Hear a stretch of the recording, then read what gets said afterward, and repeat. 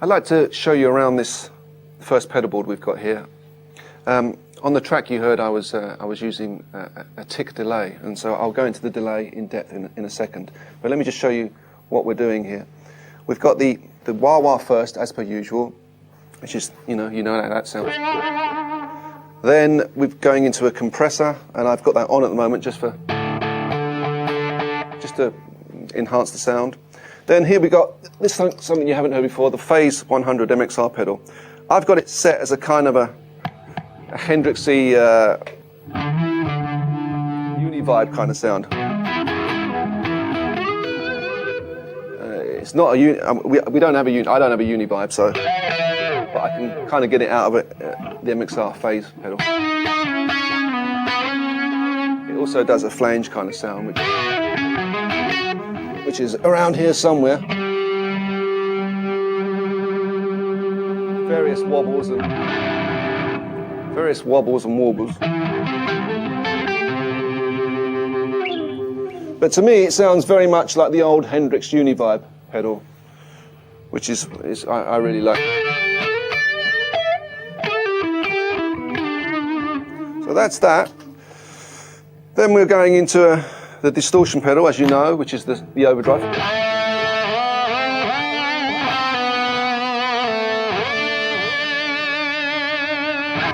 So all those pedals are in the front of the amp. You usually put digital delays and reverbs in effects loops of amps. So if your amp hasn't got an effects loop, then you have to run it clean and put the delay into the front of it, because you can't. If an amp is distorting, if it's breaking up and you put delays into the front of it, it means you're going to distort your delays, and you want the delays to stay clean. You want delayed distortion, not distorted delay, if that makes sense. And as I said, in the effects loop, we have the chorus pedal and the delay pedal.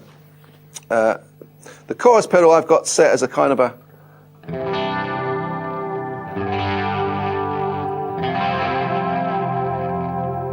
You have to watch you're using chorus pedals, because there's a fine line with chorus, in that you can sometimes sound like the pub rock guitar player.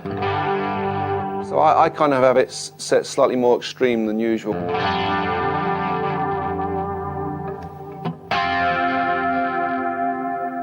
It's also nice for big soaring kind of Lukather delays.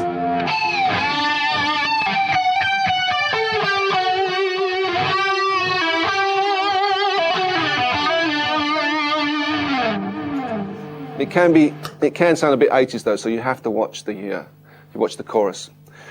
Now we've got a mega delay here. This is a Boss Giga delay. It's a pretty cool pedal because it has you can store 4 settings in it, which is one of the settings I was using on the tune you heard earlier.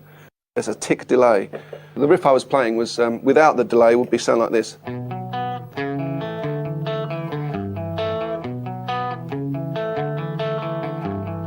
If I put the tick in, be with you, there we go. If I put the tick in,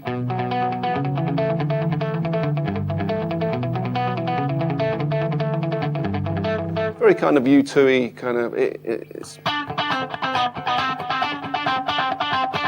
it's a great rhythmic element. I've got that in there. The next one I've got set as a real kind of close sort of room kind of sound. Without it, it sounds like this. Very dry. With it, just a tiny room. That's set at 65 milliseconds. By the way, if you want the tick effect, I forgot to tell you the time, you have to set your delay around about 320 milliseconds. Around about that, give or take 10 milliseconds will give you, depending on the timing of the song, it will give you the tick effect. So we've got the tick effect. I've got a close delay. And then we've got a sort of a soaring long delay. Can you hear that?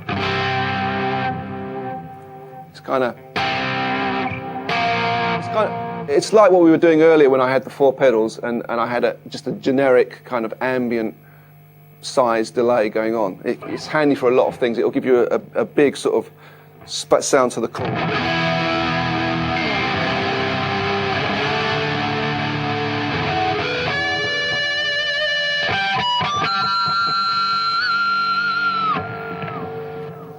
can hear that. This one. This is around about 470 milliseconds, but it's a very kind of a U2 kind of sound. I'll come up with something.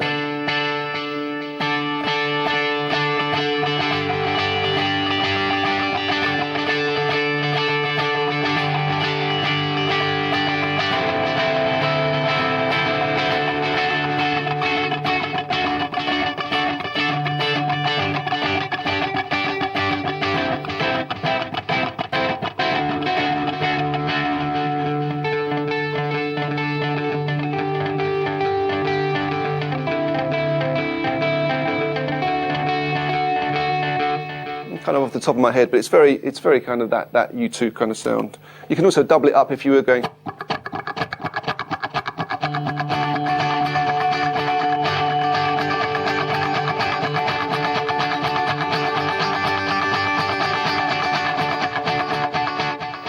It's not rocket science, but it depends a lot on your being able to keep time with this hand.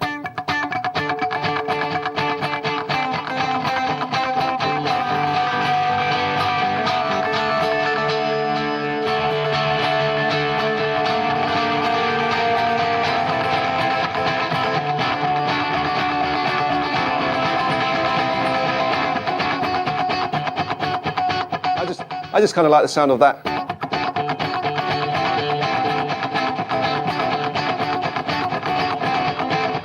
Who cares what chord you're playing? Who cares what key the song's in? Just do that.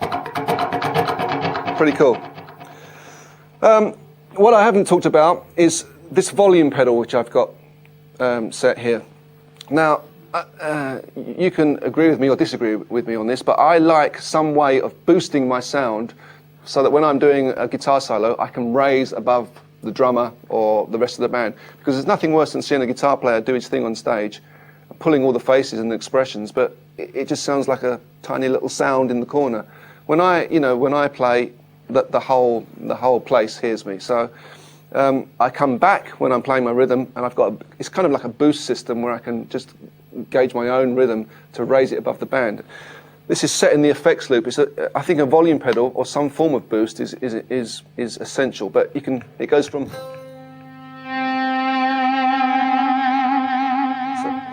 So I've got all that.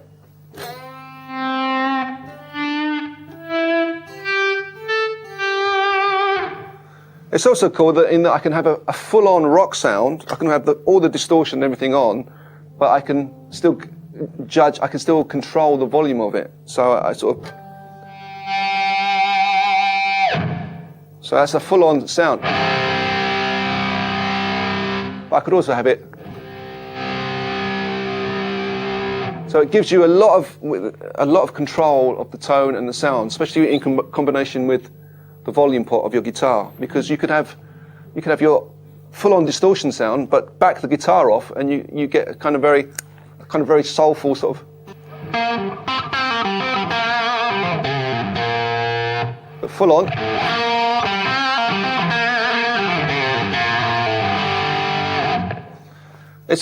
Over the years, you develop these little tricks. There's a lot of tones to be had with this and controlling the pickups. But a combination of this and the volume pedal gives you all the range of tones from clean. I've got the amp set kind of dirty-ish, slightly dirty, but clean to full-on grunge and dirt. So I think a volume pedal or some form of boost, like a graphic EQ, which I have in another pedal board, which I'll show you in a second. But we're going to do one more tune, and I'm probably going to do a bit of wah-wah and a bit of the old Hendrix Univibe sound going on here.